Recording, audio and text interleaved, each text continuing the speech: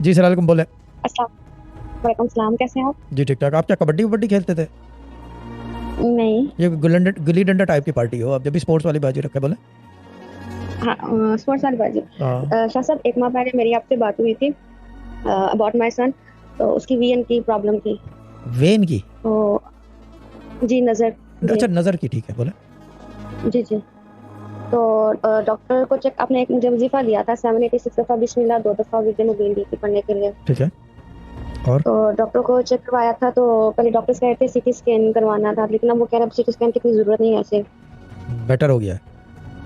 जी, मतलब काफ़ी बेटर हुआ है, मतलब पास से वो रिएक्ट करता है लेकिन दूर से बुलाओ तो इतना वो नहीं करता, लेकिन अल्लाह का शुक्र है काफ़ी बेहतर हुआ है ठीक वो। है। कंटिन्यू रीडिंग, एक और टेस्टिमोनी तो आ गई है फैस जी। रीडिंग क्या कर रहे हैं? एक मिनट पहले, ये अ, काम की बात है। वजीफा क्या कर रहे हैं बाजी?